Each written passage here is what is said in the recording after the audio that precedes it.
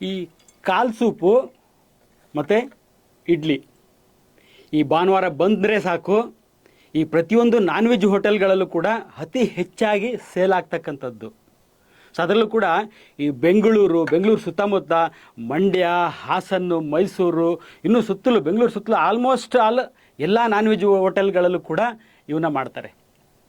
So ಆಮೇಲೆ ಏನು ಹೇಳ್ತಾರೆ ಜನ ಸಾಮಾನ್ಯವಾಗಿ ಏನು ಹೇಳ್ತಾರೆ ಅಂತಂದರೆ, ಸರ್ ಫ್ರ್ಯಾಕ್ಚರ್ ಆಯಿತು ಅಂತ ಅಂದರೆ ಇದನ್ನು ಕಾಲು ಸೂಪನ್ನು ನಾವು ಡೈಲಿ ಕುಡಿಬೇಕು, ಅದರಿಂದ ಬೇಗ ಕೂಡ್ಕೊಳ್ಳುತ್ತೆ, ಮೂಳೆ ಕೂಡ್ಕೊಳ್ಳುತ್ತೆ ಅಂತ ಹೇಳ್ತಾರೆ. ಆಲ್ಮೋಸ್ಟು 1.5 ಇಂದ 2 ತಿಂಗಳು ಆ ಪೇಷಂಟಿಗೆ ಡೈಲಿ ಕಾಲು ಸೂಪನ್ನು ಕುಡಿಸ್ತಕ್ಕಂಥ ಕೆಲಸ ಮಾಡ್ತಾರೆ.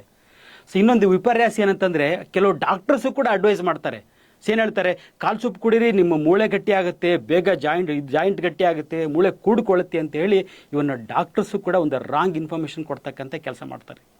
ಇಲ್ಲಿರ್ತಕ್ಕಂಥ ಪ್ರಶ್ನೆ ಏನಂತಂದರೆ, ಈ ಕಾಲು ಸೂಪಿನ ಒಂದು ಅವಶ್ಯಕತೆ ನಮಗಿದೆಯಾ? ಅದರಲ್ಲೂ ಕೂಡ ಫ್ರ್ಯಾಕ್ಚರ್ ಆದಾಗ ಫ್ರ್ಯಾಕ್ಚರ್ ಮುರಿದಂಥ ಮೂಳೆ ಸೇರಿಕೊಳ್ಳಿಕ್ಕೆ ಈ ಒಂದು ಕಾಲು ಸೂಪು ಹೆಲ್ಪ್ ಮಾಡುತ್ತಾ ಅಂತಕ್ಕಂಥದ್ದು ಸೊ ಒಂದು ಪ್ರಶ್ನೆ. ಆದರೆ ಇನ್ನೊಂದು ಏನಂತಂದರೆ, ಈ ಕಾಲು ಸೂಪ್ ಅಂತಕ್ಕಂಥದ್ದು ನಮಗೆ ಆರೋಗ್ಯಕ್ಕೆ ಒಳ್ಳೆಯದಾ ಅಂತಕ್ಕಂಥ ಪ್ರಶ್ನೆ. ಈ ಅರ್ಧಂಬರ್ಧ ವಿಡಿಯೋ ನೋಡಿ ಕಮೆಂಟ್ ಮಾಡಬೇಡಿ, ಸಂಪೂರ್ಣವಾಗಿ ನಮ್ಮ ವಿಡಿಯೋ ನೋಡಿ ಅದನ್ನು ಅರ್ಥ ಮಾಡಿಕೊಂಡು ಕಮೆಂಟ್ ಮಾಡ್ತಕ್ಕಂಥ ಕೆಲಸ ಮಾಡಿ. ನಾವು ಹೇಳ್ತಕ್ಕಂಥದ್ದು ವೈಜ್ಞಾನಿಕ ಮಾಹಿತಿ, ಸಂಪೂರ್ಣವಾಗಿ ಒಂದು ವೈಜ್ಞಾನಿಕ ಮಾಹಿತಿ. ಹಾಗಾಗಿ ಯಾರ್ಯಾರಿಗೆ ಆರೋಗ್ಯದ ಬಗ್ಗೆ ಒಂದು ವೈಜ್ಞಾನಿಕ ಮಾಹಿತಿ ಬೇಕು, ಒಂದು ಸರಿಯಾದ ಮಾಹಿತಿ ಬೇಕು, ಕೇವಲ ಅಂಥವ್ರು ಮಾತ್ರ ನಮ್ಮ ಒಂದು ಪೇಜನ್ನು ಫಾಲೋ ಮಾಡಿ. ಈ ಕಾಲು ಸೂಪ್ ಅಂತಂದರೆ, ಕಾಲು ಸೂಪಲ್ಲಿ ಏನಿರುತ್ತೆ ಅಂತ ನೋಡೋಣ. ಕಾಲು ಸೂಪ್ ಯಾವ ರೀತಿ ತಯಾರು ಮಾಡ್ತಾರೆ? ಸೊ ಕಾಲು ಅಂದರೆ ಇದರ ಕುರಿ ಕಾಲು ಅಥವಾ ಮೇಕೆ ಕಾಲನ್ನು, ಸೊ ಮೇಕೆ ಕಾಲು ಯೂಸ್ ಮಾಡ್ತಾರೆ. ಇದನ್ನು ಚೆನ್ನಾಗಿ ಬೇಯಿಸ್ತಾರೆ. ಯಾವ ರೀತಿ ಬೇಯಿಸ್ತಾರೆ ಅಂತಂದರೆ, ಇದಕ್ಕೆ ಎಣ್ಣೆ ಹಾಕಿ ಮಸಾಲ ಹಾಕಿ ಫಸ್ಟ್ ಒಗ್ಗರಣೆ ಹಾಕ್ತಾರೆ. ಒಗ್ಗರಣೆ ಹಾಕ್ಬಿಟ್ಟು ಇದನ್ನು ಕುದಿಸ್ತಾರೆ, ಚೆನ್ನಾಗಿ ಬೇಯಿಸ್ತಾರೆ. ಈಗಂತೂ ಕುಕ್ಕರಲ್ಲಿ ಒಂದು 10-12 ಶೀಟಿ ಬೇಯಿಸ್ಬಿಟ್ಟು ಎತ್ತಿಟ್ಬಿಡ್ತಾರೆ. ಬಟ್ ಆದರೆ ಸಾಮಾನ್ಯವಾಗಿ ಹೋಟೆಲ್ಗಳಲ್ಲೆಲ್ಲ ಹೇಗೆ ಮಾಡ್ತಾರೆ ಅಂತಂದರೆ, ಇದನ್ನು ಅಟ್ಲೀಸ್ಟ್ ಒಂದು 4 ಅವರ್, ಮಿನಿಮಮ್ 4 ಅವರ್ ಇದನ್ನು ಬೇಯಿಸ್ತಾರೆ. ಈಗ ಬೇಯಿಸೋದ್ರಿಂದ ಏನಾಗುತ್ತೆ ಅಂತಂದರೆ, ಇದರಲ್ಲಿರ್ತಕ್ಕಂಥ ಕಾಲಿನ ಮೂಳೆ ಒಳಭಾಗದಲ್ಲಿರ್ತಕ್ಕಂಥ ಒಂದು ಬೋನ್ ಮ್ಯಾರೋ ಅಂತ ಏನು ಹೇಳ್ತೀವಲ್ಲ, ಆ ಒಂದು ಬೋನ್ ಮ್ಯಾರೋ ಈ ಸೂಪ್ನಲ್ಲಿ ಸೇರಿಕೊಳ್ಳುತ್ತೆ. ಆ ಬೋನ್ ಮ್ಯಾರೋ ಅಂತಕ್ಕಂಥದ್ದು ನಮ್ಮ ಮೂಳೆಗೆ ಒಳ್ಳೆಯದು ಅಂತಕ್ಕಂಥದ್ದು ಹೇಳೋದು ಎಲ್ಲರೂ ಮಾತಾಡ್ತಕ್ಕಂಥದ್ದು. ಸರಿ, ಈಗ ಈ ಒಂದು ಕಾಲು ಸೂಪ್ ಇದೆ. ಈ ಒಂದು ಕಾಲು ಸೂಪ್ನಲ್ಲಿ ನೋಡಿ, ಒಂದು ಗ್ಲಾಸ್ನಷ್ಟು ನಾನು ಒಂದು ಕಾಲು ಸೂಪ್ ತೊಗೊಂಡಿದ್ದೀನಿ ಕುಡಿಲಿಕ್ಕೆ ಅಂತ, ಒಂದು ಕಾಲು ಸೂಪ್ ತೊಗೊಂಡಿದ್ದೀನಿ ಅಂತ ಅಂದ್ಕೊಳ್ಳಿ. ಈ ಒಂದು ಕಾಲು ಸೂಪ್ನಲ್ಲಿ ಒಂದು ಗ್ಲಾಸ್ ಅಂದರೆ ಒಂದು 200 ml ಅಷ್ಟು ಇರ್ತಕ್ಕಂಥ ಒಂದು ಗ್ಲಾಸ್ ಕಾಲು ಸೂಪಲ್ಲಿ ಏನಿರುತ್ತೆ ಅಂತ ನೋಡೋದಾದರೆ, ಇದರಲ್ಲಿ 20 ಗ್ರಾಮ್ನಷ್ಟು ಪ್ರೋಟೀನ್ ಇರುತ್ತೆ.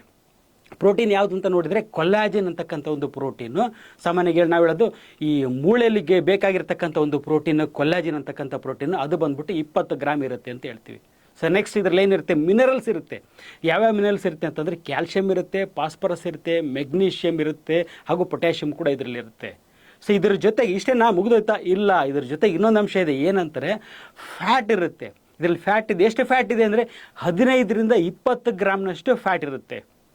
ಸರಿ ಸರ್, ನೀವು ಹೇಳಿದ್ರಿ ಕೊಲ್ಲಾಜನ್ ಅಂತಕ್ಕಂಥ ಒಂದು ಪ್ರೋಟೀನ್ ಇರುತ್ತೆ, ಆ ಪ್ರೋಟೀನ್ ನಮ್ಮ ಮೂಳೆಗೆ ಬೇಕಾಗುತ್ತೆ ಅಂತ ಹೇಳ್ಬಿಟ್ಟು. ಹಾಗಾಗಿ ಇದನ್ನು ಯೂಸ್ ಮಾಡತಕ್ಕಂಥದ್ದು ಒಳ್ಳೆಯದ? ನಮಗೆ ಅವಶ್ಯಕತೆ ಇದೆಯಾ ಈ ಕೊಲ್ಲಾಜನ್ ಅಂತಕ್ಕಂಥ ಒಂದು ಪ್ರೋಟೀನು? ಇದರಲ್ಲಿರ್ತಕ್ಕಂಥ ಒಂದು ಕೊಲ್ಲಾಜನ್ ಪ್ರೋಟೀನು ನಮಗೆ ಅವಶ್ಯಕತೆ ಇದೆಯಾ?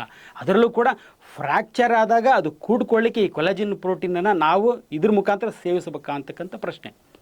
ನೋಡಿ, ನಮ್ಮ ದೇಹದಲ್ಲಿ ಸಫಿಷಿಯೆಂಟ್ ಕೊಲ್ಲಾಜನ್ ಇದೆ. ನಾನು ಹೇಳಿದಲ್ಲ, ಆ ಒಂದು ಪ್ರೋಟೀನ್, ಇದರಲ್ಲಿರ್ತಕ್ಕಂಥ ಒಂದು ಪ್ರೋಟೀನ್ ಇದೆಯಲ್ಲ, ಅದು ಸಫಿಷಿಯೆಂಟ್ ಇದೆ.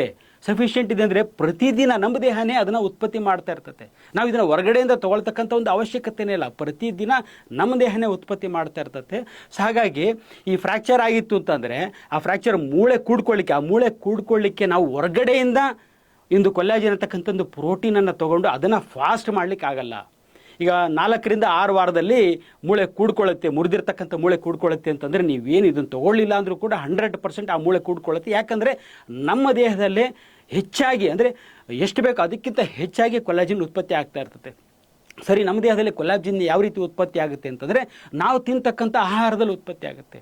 ನಾವು ತಿಂತಕ್ಕಂಥ ಆಹಾರ ಅಂತಂದರೆ, ನಾವು ಈ ಆಹಾರದಲ್ಲಿ ಇರ್ತಕ್ಕಂಥ ಅಂಶ ಯಾವ ಅಂಶ ಅಂತಂದರೆ ಅಮೆನೋ ಆ್ಯಸಿಡ್ಸು. ಒಂದು ಗ್ಲೈಸಿನ್ ಅಂತಕ್ಕಂಥ ಒಂದು ಅಮೆನೋ ಆ್ಯಸಿಡ್, ಎರಡನೇದಾಗಿ ಪ್ರೋಲಿನ್ ಅಂತಕ್ಕಂಥ ಒಂದು ಅಮೆನೋ ಆ್ಯಸಿಡ್, ಅದರ ಜೊತೆಗೆ ವಿಟಮಿನ್ ಸಿ, ಜಿಂಕ್ ಮತ್ತು ಕಾಪರ್. ನೋಡಿ, ಈ 5 ಅಂಶಗಳು ಅಂದರೆ ಗ್ಲೈಸಿನ್ನು, ಪ್ರೋಲಿನ್ನು, ವಿಟಮಿನ್ ಸಿ, ಜಿಂಕ್ ಮತ್ತು ಕಾಪರ್, ಇಷ್ಟು ಅಂಶಗಳು ಸೇರಿ ಅದರಿಂದ ನಮಗೆ ಈ ಒಂದು ಕೊಲ್ಲಾಜನ್ ಅಂತಕ್ಕಂಥ ಪ್ರೋಟೀನ್ ನಮಗೆ ಸಿಗುತ್ತೆ. ಸರಿ, ಇಷ್ಟು ಅಂಶಗಳಿಗೆ 5 ಹೇಳಿದ್ನಲ್ಲ, ಇಷ್ಟು ಅಂಶಗಳು ಯಾವುದರಲ್ಲಿದ್ದಾವೆ? ನಾವು ಪ್ರತಿದಿನ ಸೇವಿಸ್ತಕ್ಕಂಥ ಆಹಾರದಲ್ಲಿ ಯಾವುದರಲ್ಲಿದೆ ಅಂತ ನೋಡೋದಾದರೆ, ನೀವು ಪ್ರತಿದಿನ ಅನ್ನ, ಮುದ್ದೆ, ರೊಟ್ಟಿ, ಚಪಾತಿ ಯೂಸ್ ಮಾಡ್ತೀರಾ? ಆ 4ರಲ್ಲೂ ಕೂಡ ಈ ಅಂಶ ಇದೆ. ಅಂದರೆ ಕೊಲಾಜಿನ್ ಉತ್ಪತ್ತಿ ಮಾಡೋಕ್ಕೆ ಏನು ಅಂಶ ಬೇಕಲ್ಲ ಅಷ್ಟು ಅಂಶಗಳು ಅನ್ನ ಮುದ್ದೆ ರೊಟ್ಟಿ ಚಪಾತಿ ತಿಂದರೂ ಕೂಡ ನಿಮಗೆ ಸಿಗುತ್ತೆ. ಅದ್ರ ಜೊತೆಗೆ ಬೇಳೆ ಸಾಂಬಾರಿಗೆ ಬೇಳೆ ಯೂಸ್ ಮಾಡೇ ಮಾಡ್ತೀರಾ, ಆ ಬೇಳೆನಲ್ಲೂ ಕೂಡ ಮೊಳಕೆ ಕಾಳಲ್ಲೂ ಕೂಡ ಈ ಒಂದು ಅಂಶ ಕೊಲಾಜಿನ್ ಉತ್ಪತ್ತಿ ಮಾಡ್ತಕ್ಕಂಥ ಅಂಶ ಸಿಕ್ಕೇ ಸಿಗುತ್ತೆ.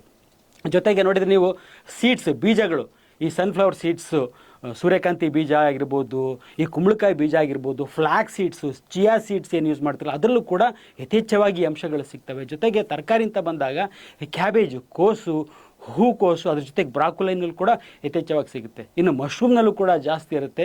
ಸೊಪ್ಪು ಅಂತ ಬಂದರೆ ಪಾಲಕ್ ಸೊಪ್ಪಲ್ಲಿ ಜಾಸ್ತಿ ಪ್ರಮಾಣದಲ್ಲಿ ನಮಗೆ ಈ ಅಂಶಗಳು ಸಿಗ್ತವೆ. ಜೊತೆಗೆ ಬೆಳ್ಳುಳ್ಳಿನಲ್ಲೂ ಸಿಗುತ್ತೆ. ಮುಖ್ಯವಾಗಿ ತುಂಬ ಜಾಸ್ತಿ ಸಿಗ್ತಕ್ಕಂಥದ್ದು ನೀವೇ ಕಾಲು ಸೊಪ್ಪಲ್ಲಿ ಏನು ಹೇಳ್ತಿರಲ್ಲ ಒಂದು ಪ್ರೋಟೀನ್, ಅದಕ್ಕಿಂತ ಹೆಚ್ಚಿನ ಪ್ರಮಾಣದಲ್ಲಿ ನಮಗೆ ಪ್ರೋಟೀನ್ ಸಿಗ್ತಕ್ಕಂಥದ್ದು ಈ ಒಂದು ಬ್ಯಾಂಬೂ ಅಂದರೆ ಬಿದಿರು ಕಳಲೆ ಅಂತ ಏನು ಹೇಳ್ತಾರಲ್ಲ, ಆ ಬಿದಿರು ಕಳೆಯಲ್ಲಿ ಮಾಡ್ತಕ್ಕಂಥ ಒಂದು ಸಾಂಬಾರಿನಲ್ಲಿ ಇದಕ್ಕಿಂತ ಹೆಚ್ಚಿನ ಪ್ರಮಾಣದಲ್ಲಿ ನಮಗೆ ಒಂದು ಪ್ರೋಟೀನು ಸಿಗುತ್ತೆ. ಇನ್ನು ಹಣ್ಣುಗಳಂತ ಬರೋದಾದರೆ ಬೆರೀಸು, ಬ್ಲೂಬೆರೀಸು, ನೆಕ್ಸ್ಟ್ ಸ್ಟ್ರಾಬೆರಿನಲ್ಲೂ ಕೂಡ ಯಥೇಚ್ಛವಾಗಿ ಸಿಗುತ್ತೆ. ಹಾಗೆ ಆರೆಂಜ್, ಕಿತ್ತಳೆ ಹಣ್ಣಲ್ಲೂ ಕೂಡ ನಮಗೆ ಈ ಒಂದು ಪ್ರೋಟೀನ್ ಉತ್ಪತ್ತಿ ಮಾಡ್ತಕ್ಕಂಥ ಅಮಿನೋ ಆ್ಯಸಿಡ್ಗಳು ನಮಗೆ ಸಿಗ್ತವೆ. ನೆಕ್ಸ್ಟ್ ಇನ್ನು ಡ್ರೈ ಫ್ರೂಟ್ಸ್ ಅಂತ ಹೇಳೋದಾದರೆ ಈ ಒಂದು ಆಲ್ಮಂಡು, ಜೊತೆಗೆ ಕ್ಯಾಶ್ಯೂ ಅಂದರೆ ಗೋಡಂಬಿ ಮತ್ತು ಬಾದಾಮಿನಲ್ಲೂ ಕೂಡ, ಅದರ ಜೊತೆಗೆ ವಾಲ್ನಟ್ ಮತ್ತು ಪಿಸ್ತಾದಲ್ಲೂ ಕೂಡ ಈ ಒಂದು ಪ್ರೋಟೀನನ್ನು ಉತ್ಪತ್ತಿ ಮಾಡತಕ್ಕಂಥ ಅಂಶಗಳು ಯಥೇಚ್ಛವಾಗಿ ನಮಗೆ ಸಿಗ್ತವೆ.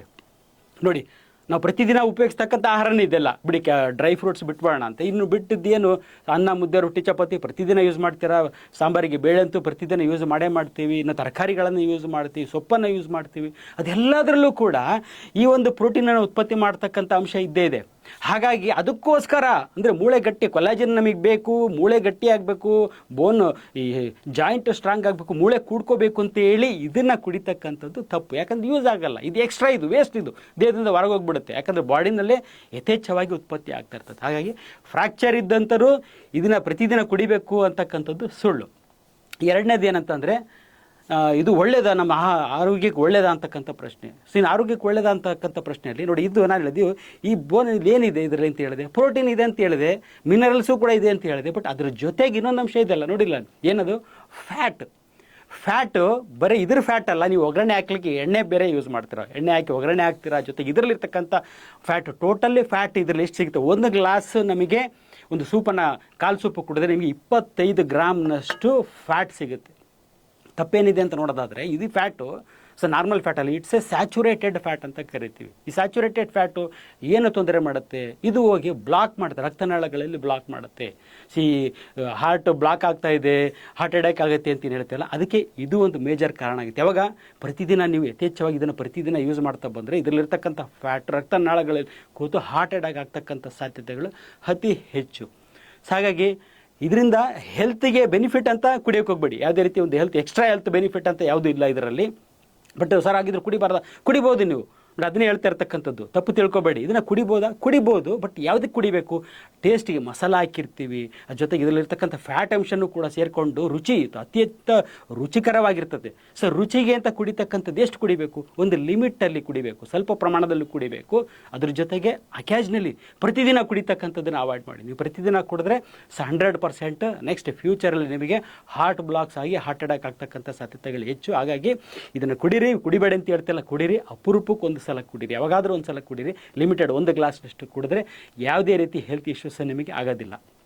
ಯಾರ್ಯಾರಿಗೆ ಆರೋಗ್ಯದ ಬಗ್ಗೆ ಒಂದು ವೈಜ್ಞಾನಿಕ ಮಾಹಿತಿ ಬೇಕು, ಒಂದು ಸರಿಯಾದ ಮಾಹಿತಿ ಬೇಕು, ದಯವಿಟ್ಟು ಕೇವಲ ಅಂಥವ್ರು ಮಾತ್ರ ನಮ್ಮ ಪೇಜನ್ನು ಫಾಲೋ ಮಾಡಿ.